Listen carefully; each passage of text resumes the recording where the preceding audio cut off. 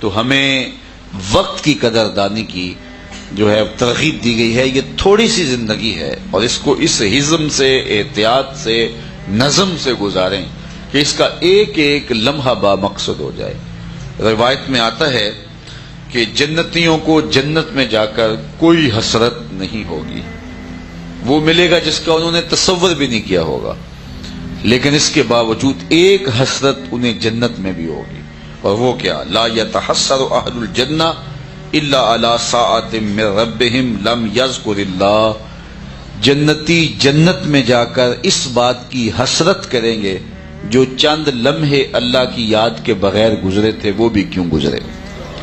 انہیں یہ حسرت ہوگی، یہ دکھ ہوگا، ہمارے وہ لمحے کیوں برباد ہو گئے. یہ الیکشن کا ڈرامہ آتا ہے نا، تو ہم گزرتے ہیں سڑکوں سے تو دیکھتے ہیں 600 آدمی وہ بیٹھے ہوئے ہوتے ہیں اور عجیب ایک ماحول لگا ہوا ہوتا ہے، لوگ وہاں بیٹھے. پوری دنیا میں کہیں ایسا نہیں ہوتا.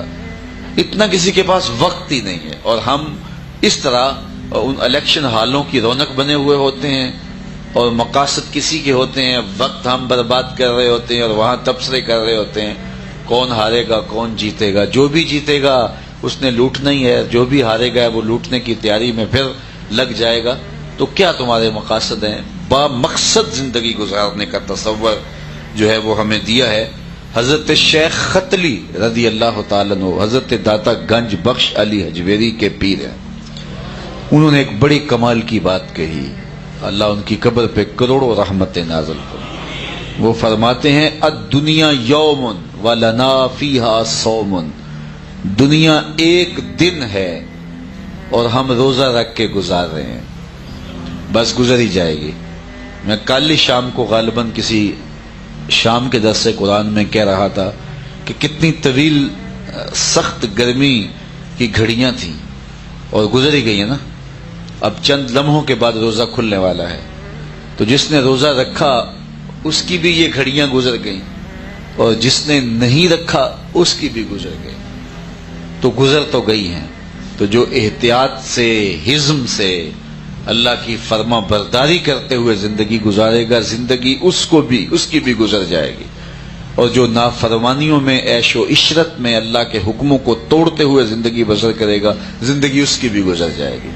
لیکن ایک کی زندگی کا انجام دوزخ ہے، ایک کی زندگی کا انجام جنت ہے. اس لیے اس مختصر سی زندگی کو ہضم و احتیاط کے ساتھ گزار کے منزل آشنا کرنا چاہیے اور اپنے وقت کی قدر کو سمجھنا چاہیے.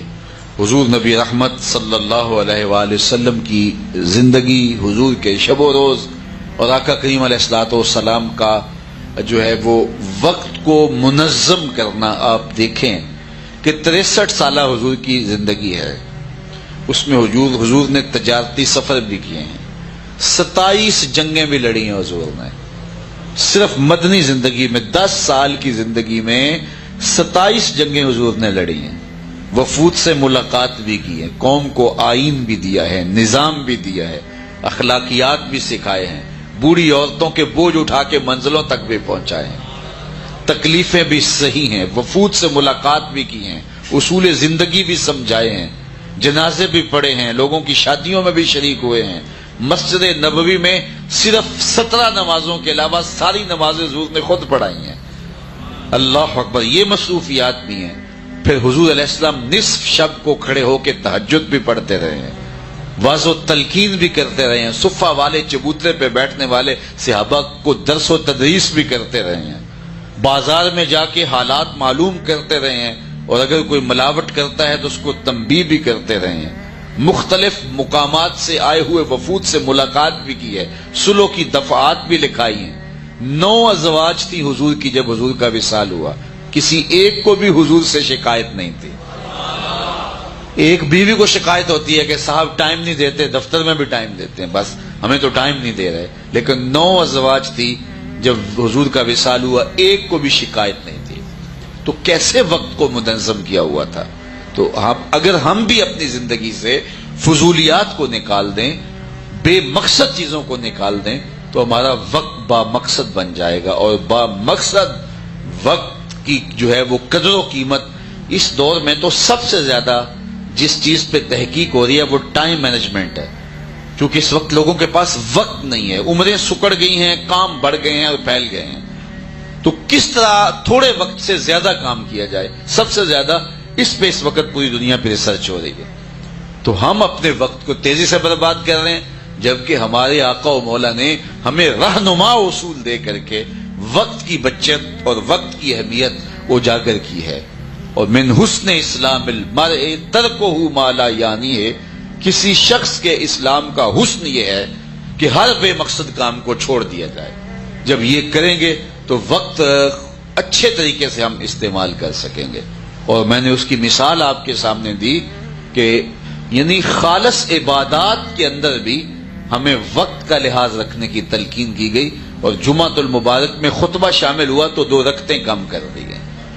لیکن ہم اپنے وقت کو جس طرح سے استعمال کر رہے ہیں، باقی طبقے تو چلو باقی طبقے رہے، میرے سے کچھ لوگ ناراض بھی ہو جاتے ہیں اور میں حق بات کہنے سے جھجکتا بھی نہیں ہوں، وہ یہ ہے کہ ہمارے مذہبی طبقے بھی وقت کی اہمیت کو نہیں سمجھتے۔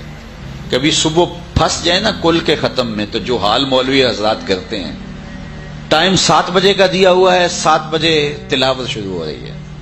یہاں جب ٹائم دعا کا 7 بجے دیا تو 7 بجے دعا ہو جانی چاہیے، پوری دنیا میں کہیں ایسا نہیں ہوتا، اور تم تو مذہب کے نمائندے ہو تو تم ایسا کیوں کرتے ہو؟ 7 بجے تلاوت شروع ہوئی، اب اس کے بعد جو ہے وہ نعت شریف ہوئی، نعت شریف کے بعد جس طرح میاں صاحب نے کلام ہی ختموں کے لیے لکھا ہے، تو میاں صاحب کا کلام پڑھنا بھی ضروری ہوا، وہ پڑھا گیا۔ تو اس کے بعد ایک خطیب صاحب آ گئے، اب خطیب صاحب اس وقت خطاب کرنے لگے جب لوگ گھڑیوں کو دیکھ رہے تھے، حالانکہ اس وقت خطاب کرنا خطاب تھا، لیکن وہ اس وقت ایک لمبا خطبہ پڑھنے لگے اور کرسی پہ بیٹھ گئے۔ اب لوگ پریشان ہیں کہ ہم نے 7 بجے 7:30 بجے اسکول میں بچوں کو چھوڑنا ہے، 7 بجے کا ٹائم دیا، اب یہاں آگے کیا کریں؟ اگر اٹھ کے جائیں تو جن کی فوتگی ہوئی ہے، جوان بیٹا فوت ہوا ہے، جن کی والدہ فوت ہوئی ہے، وہ کیا سوچیں گے؟ یہ درمیان سے اٹھ کے چلے گئے۔ اب یہ حکمت ہی نہیں سمجھ رہے، اور یہ اب خطاب شروع ہو گیا، اور خطاب اتنا لمبا اور بے مقصد، اس میں بات بھی کچھ نہیں ہے۔ اور وہ خطاب ختم ہوا تو پھر اس کے بعد کہا کہ اب ایسا کرو کہ ایک مرتبہ جو ہے وہ سورہ فاتحہ اور 3 مرتبہ سورہ اخلاص پڑھو اور مل کر دو۔ چلو بندوں نے کہا یہ جان چھوٹ جائے گی، جلدی جلدی پڑھا۔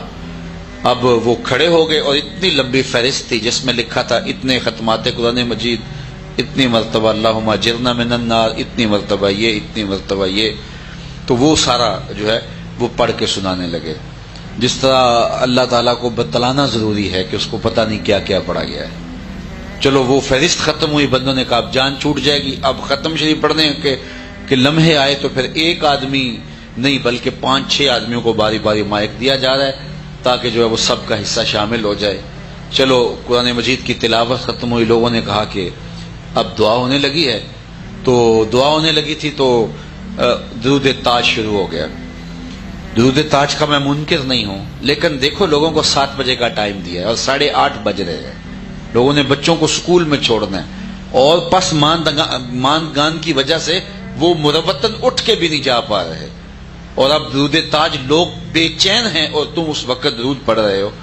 اور پھر اس کے بعد جو ہے درود شریف سے ہی بلغ العلا بکمال ہی، وہ درمیان سے ایک نعت خانے نکالا اور اس کو پکڑ کے نعت شروع کر دی۔ بندوں نے سمجھا تھا کام ختم ہو گیا، لیکن جو ہے وہ دوبارہ وہی کام شروع ہو گیا۔ خیر چلو وہ نعت خوانی ختم ہوئی، پھر اس کے بعد جو ہے وہ اب کہا گیا کہ اب دعا ہوگی۔ اب جس پیر صاحب کو بلایا ہوا تھا دعا کے لیے وہ بالکل تازہ دم تھے، ابھی تک بیٹھے ہوئے تھے، اب انہوں نے جو ہے وہ دعا شروع کر لی تو وہ دعا ختم کرنے کا نام ہی نہیں لیتے۔